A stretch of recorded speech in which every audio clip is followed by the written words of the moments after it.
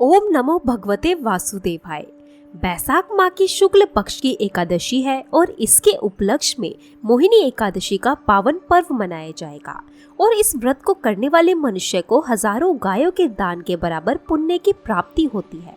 हम सभी जानते हैं भगवान विष्णु को एकादशी तिथि अत्यंत ही प्रिय है और जो स्थान नदियों में गंगा जी को प्राप्त है वही स्थान व्रतों में एकादशी को भी प्राप्त है। कहा जाता है जो भी मनुष्य जिस किसी कामना से किसी भी कारणवश अगर आपको कोई मनोकामना पूर्ण नहीं हो रही है वो इस एकादशी के सच्चे मन से व्रत करता है तो उसकी कोई भी मनोकामना अधूरी नहीं रहती है।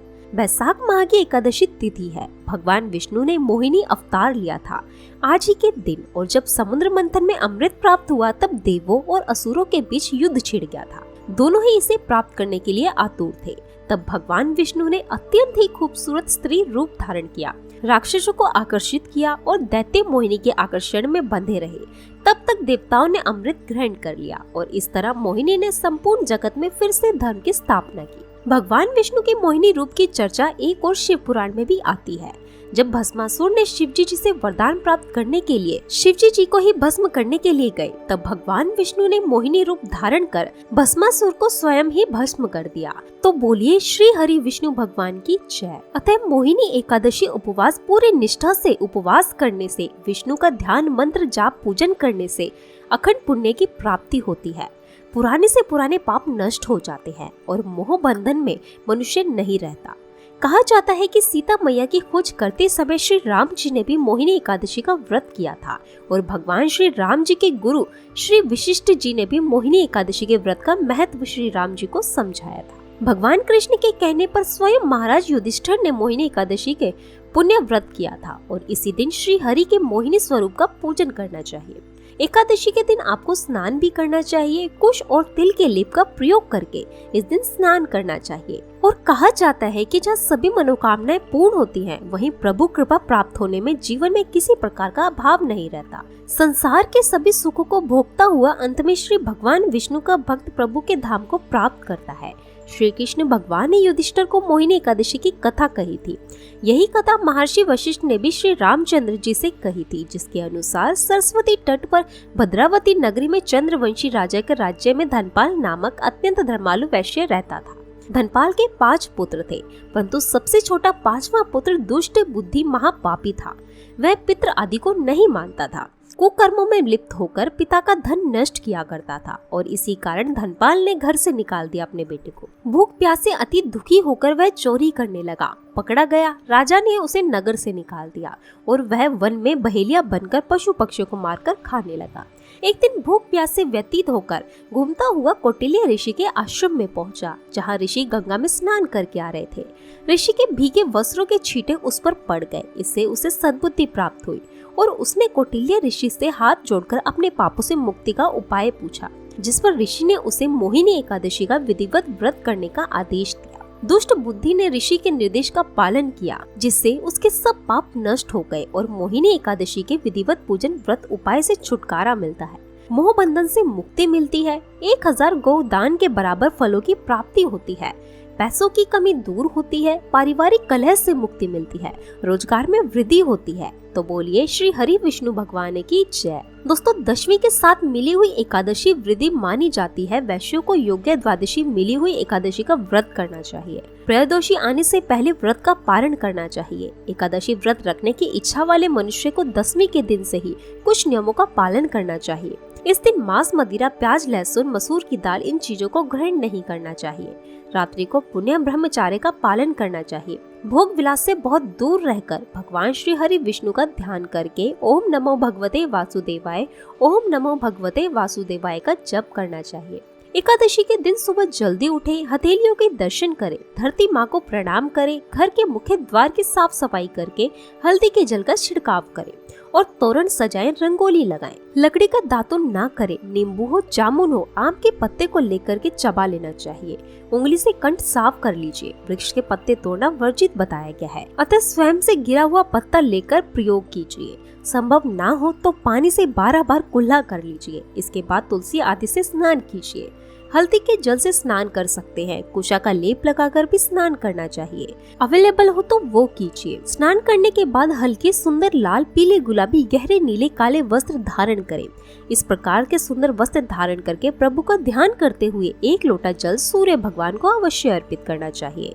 ओम आदित्य नमः, ओम भास्कराय नमः, ओम सूर्याय नमः। इसके बाद 1 लोटा जल दक्षिण मुखी होकर के सूर्य के निमित्त अर्पित कीजिए। ओम सर्वोभ्य पितरोभ्य नमः, पितृ पित्राणी की जय, ये बोलते हुए आपको जल अर्पित करना चाहिए। इसके बाद घर में पूजन कराना चाहते हैं तो श्री हरि भगवान की प्रतिमा हो या कोई भी फोटो आदि हो, भगवान श्री हरि का उनके सामने हाथ में तिल, कुशा मुद्रा और जल मुद्रा यानी ऐसे कॉइन भी ले सकते हैं, या सिर्फ जल और कॉइन लेकर के प्रभु के सामने संकल्प करें, आज मैं चोर, पाखंडी, दुराचारी मनुष्य से बात नहीं करूंगा, ना ही किसी का दिल दुखाऊंगा।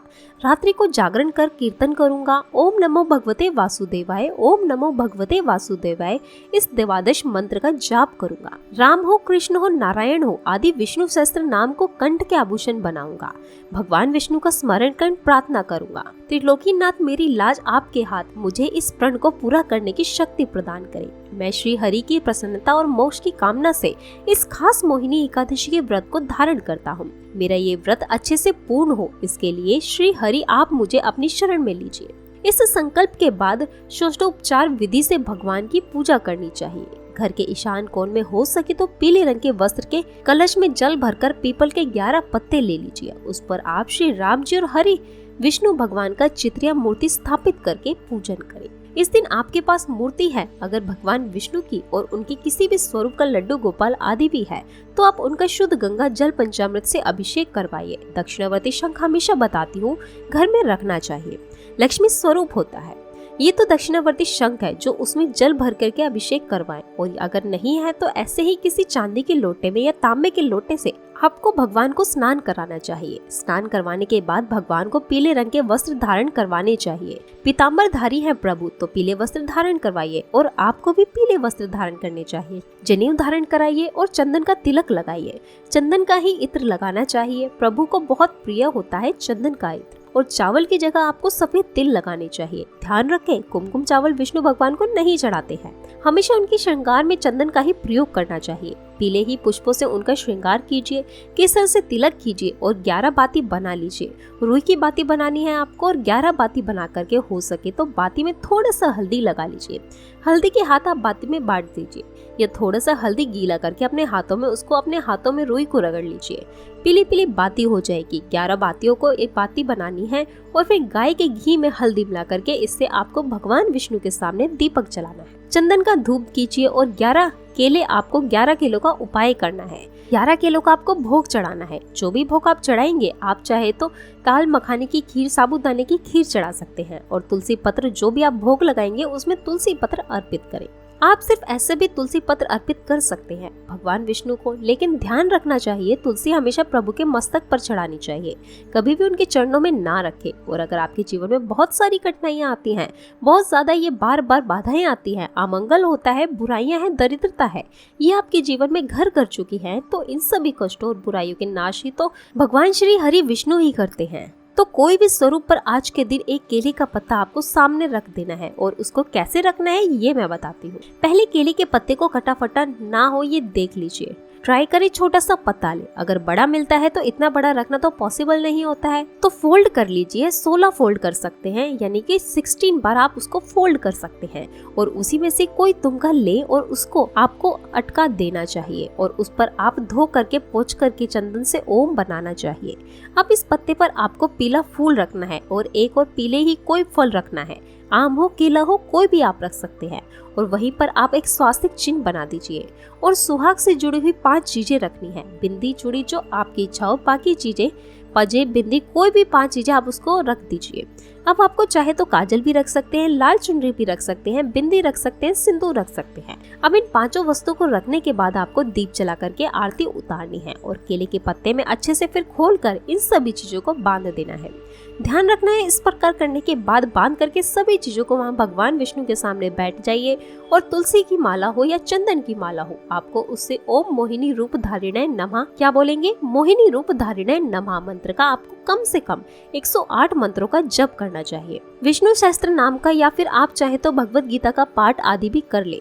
आरती उतारे प्रभु की और इसके बाद इष्ट का स्मरण करते हुए आपके जो भी आपने चढ़ाया था जो केले के पत्ते में, वो किसी सुहागन को, वह सुहागन आपके घर की स्त्री भी हो सकती है, आपकी माँ, बहन, बेटी, कोई बहू, कोई भाभी, कोई भी हो सकती है, या फिर कोई अड़ोस पड़ोस की स्त्री भी हो सकती है, उसको आपको इसको गिफ्ट कर देना है। अगर कोई ना मिले तो इन चीजों को आप नदी में बहा भी सकते हैं और जो 11 केले आपने चढ़ाए हैं वो आपको गौ माता को खिला देने हैं।